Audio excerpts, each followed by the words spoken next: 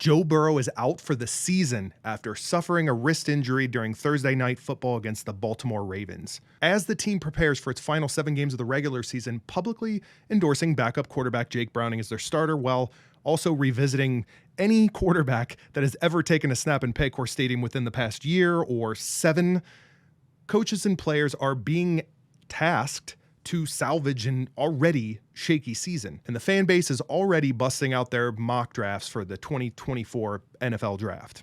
Look, losing Burrow is a blow to the Bengals that cannot be understated, and it's getting plenty of national attention, understandably so. Unfortunately, another headline is now getting national attention.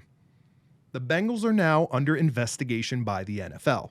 And yes, the investigation was prompted by an incident involving Joe Burrow. So let's talk about how this all started, why the NFL is getting involved, and what potentially it could mean for the Bengals. So let's start with how we got here. On the day prior to the Bengals-Ravens game, the Bengals social media team posted footage of the players deplaning in Baltimore.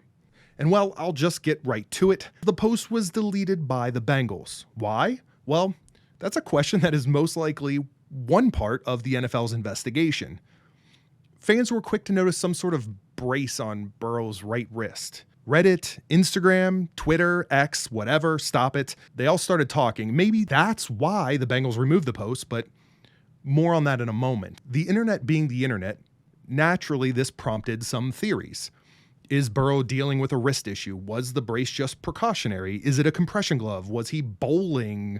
Was he sketching on his iPad? I mean, the list goes on. And obviously the fact that the Bengals deleted the footage only fueled the speculation, but everyone moved on. This was a critical AFC North matchup in primetime, and there was seemingly no concern about Burrow once he took the field. He even looked great in warmups. Look, I don't need to give you a play-by-play of Burrow's second quarter exit, but it's worth pointing out 2 key takeaways. 1, Joe was throwing really well, all things considered. And 2, prior to Burrow's final pass of the season, resulting in a Joe Mixon touchdown, Burrow appeared to land on his wrist after being taken down by Jadeveon Clowney. Burrow later claimed that the injury occurred during that final throw, but both he and Zach Taylor are at least associating the prior play with the injury as well. The play before it happened, I landed on the wrist a little bit. And then the next play, touchdown pass, just felt the pop when in the middle of the throw. He had an acute injury yesterday, likely on the play before his last one, where he tore a ligament in his wrist that will likely require surgery and require him to be out for the rest of the season. I didn't even really realize that I fell on it before they showed me the video.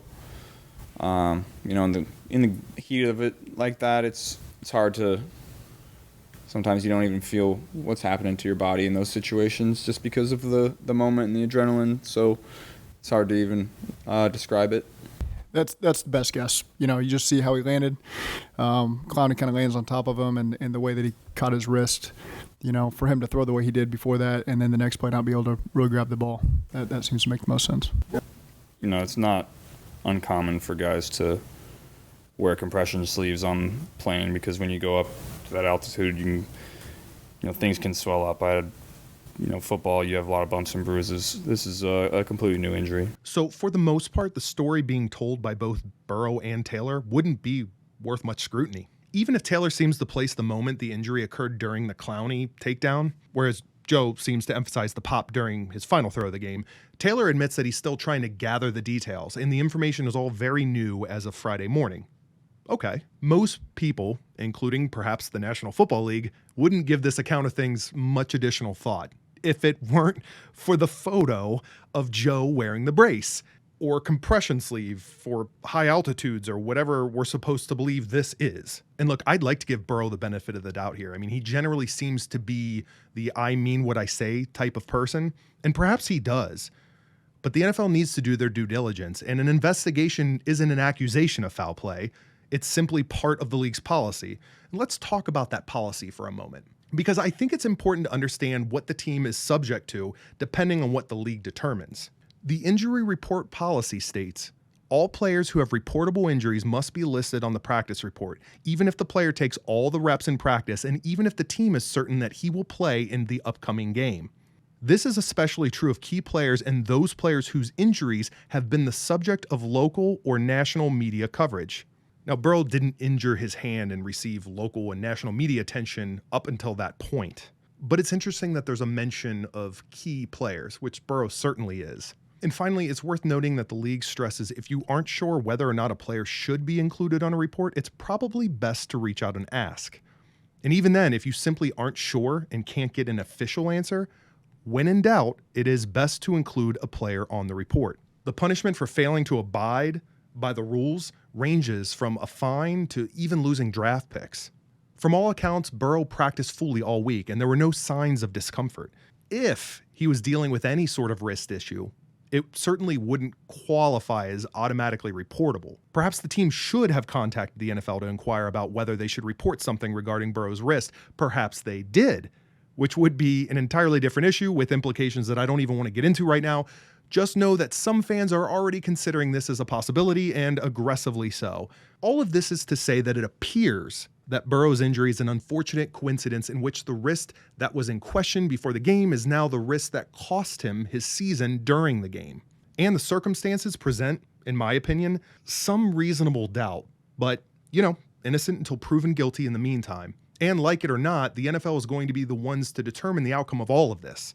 For those Bengals fans already starting their 2024 NFL mock drafts, I don't think the NFL's decision will impact you, as possible forfeiture of draft choices seems unlikely. Even a somewhat inconclusive investigation may result in a fine, but beyond that, it would take a serious threat to the NFL brand to push them into handing out suspensions or worse. And by the way, removing a post on social media also isn't an admission of guilt. Sometimes you post something that generates an unintended reaction, and you simply want to remove the source in order to extinguish the commotion.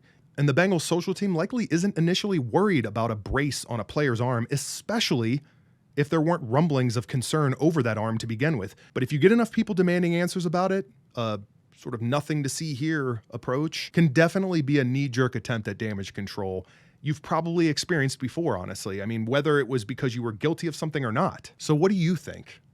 Are you worried if you're the Bengals, or is this just one unfortunate coincidence? Nothing to see. Hopefully you like what you saw, and if you did, you know what to do. I'm Andrew Fox Miller, and for James Rapine, thanks for watching Cincinnati Bengals Talk.